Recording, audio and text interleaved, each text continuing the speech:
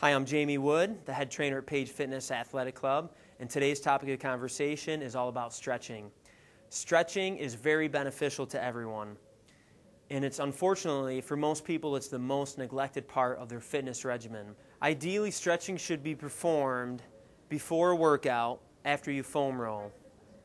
So, foam roll, stretch, and then a quick warm-up prior to beginning your strength workout. The first stretch I'm going to show you is going to target your hamstring.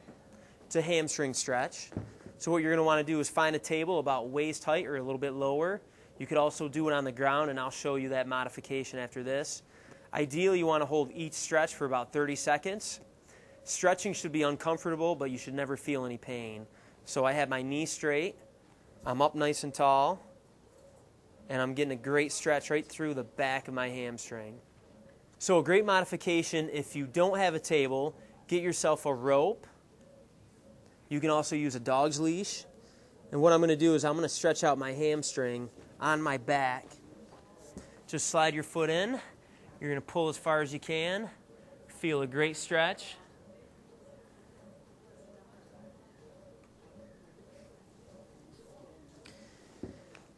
To stretch out the quadriceps, all you're going to do is lay flat on your stomach.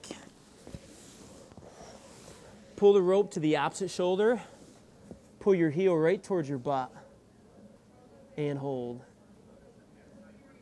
If you're looking to get a little more out of this stretch, if you lift the front of the thigh up, now we're going to target that hip flexor.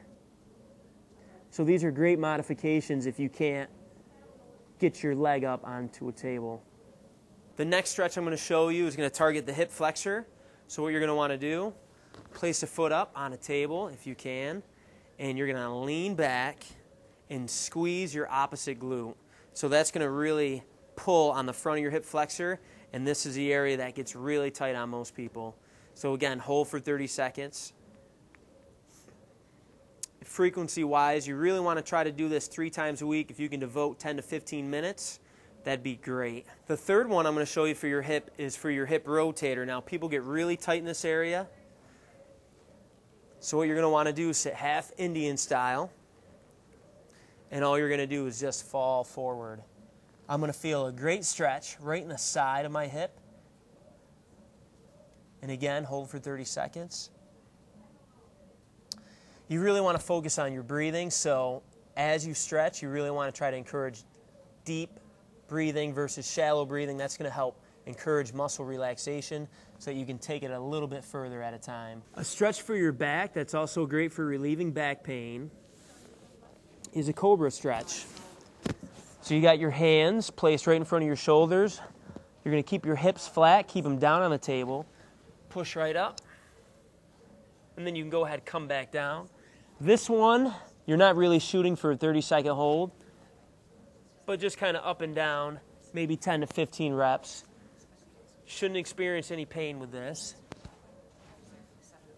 If you do, I would avoid it. To target the back of your shoulders, what you're going to want to do is take your arm, palm up, bring it across your body, take your other hand, place it above your elbow, push in towards your chest, and hold it. That's going to give you a nice stretch in the back of your shoulders.